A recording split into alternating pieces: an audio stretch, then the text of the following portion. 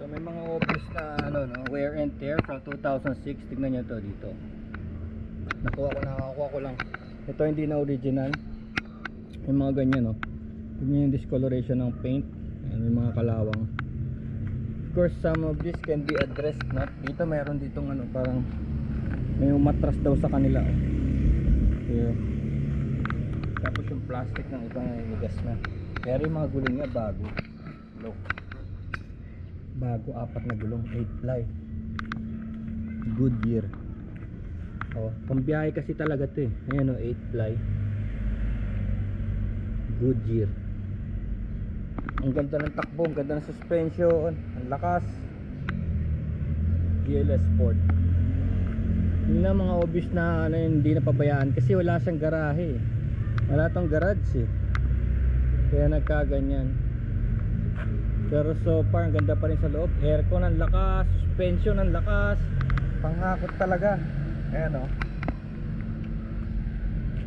may ano nga na ano eh, tawag dito. Ito tatanggalin ko siguro to. Pag merong hindi nakakursunada sa inyo as is, dahan-dahan natin itong pagagandahin. Oh, may full bar na stainless na ganyan. Yung, dahil nga walang garahe, ganyan na nangyari. Ito lumabo dito, may tama dito, oh, may tama dyan, oh. Mga ano lang, mga nasa labas lang.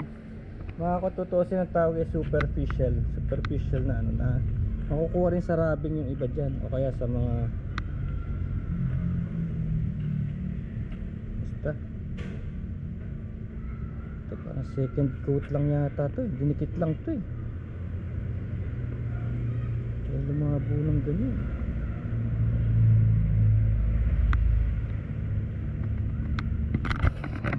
Ang loob ito, yan ang loob. Malakas ang aircon, yan, oh. Ganda seats, malamig. Tapos ang papers niya walang problema, complete papers, first owner, mating. Maganda kasi talagang luma na rin yung sasakyan. 2006 pa naman eh. Tapos maganda pa yung mga controls niya. Ayan likod oh, maganda pa yung mga controls niya, yung mga tools and everything. Naka-tint sa taas.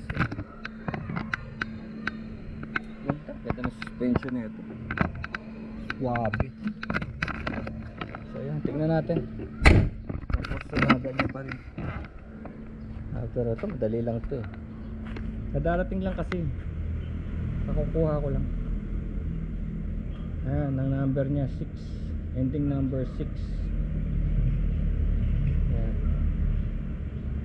tignan nyo na lang itong Mitsubishi yung video na to. Tapos may driving video tayo sa loob kanina, diba? Driving video, rain guard. Tapos ano to, yung power steering. Tapos ito may central locking system. Oh, lock.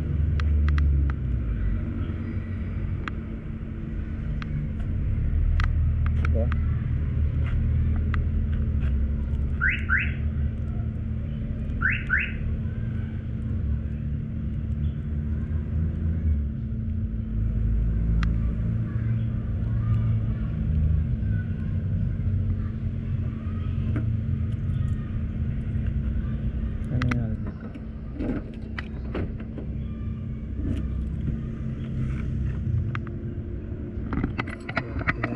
Sa likod.